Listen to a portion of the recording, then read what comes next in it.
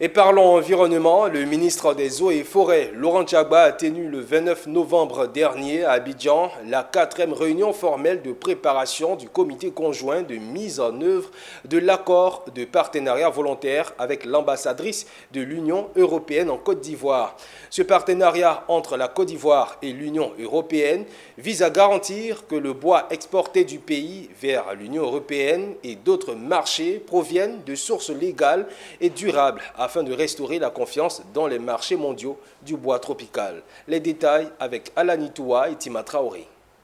Un échange fructueux était au rendez-vous le 29 novembre dernier lors de la 4e réunion formelle de la préparation du comité conjoint de la mise en œuvre sur l'application des réglementations forestières, la gouvernance et les échanges commerciaux entre le ministre des Eaux et Forêts et l'ambassadrice de l'Union européenne. Cet accord témoigne l'engagement commun de la Côte d'Ivoire et l'Union européenne pour promouvoir le développement durable, lutter contre l'exploitation illégale des forêts et protéger l'environnement pour les générations futures. Après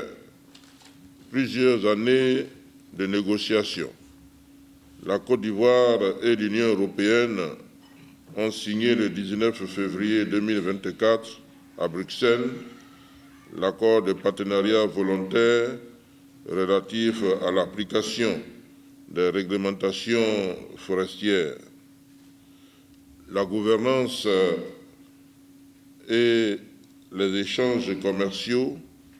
qui visent à établir un cadre juridique garantissant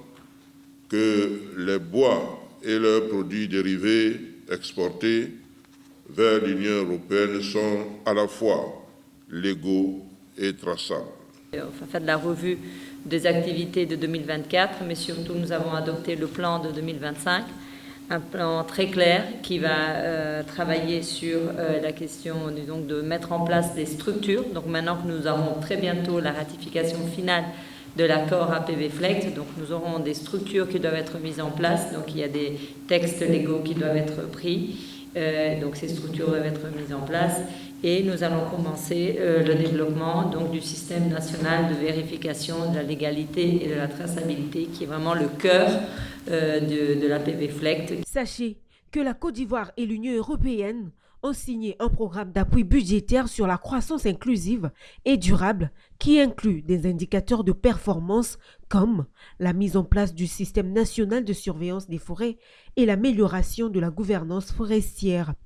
Il contribuera également de la mise en œuvre de la stratégie nationale du cacao durable du marché carbone, renforçant ainsi les engagements de la Côte d'Ivoire en matière de finances vertes.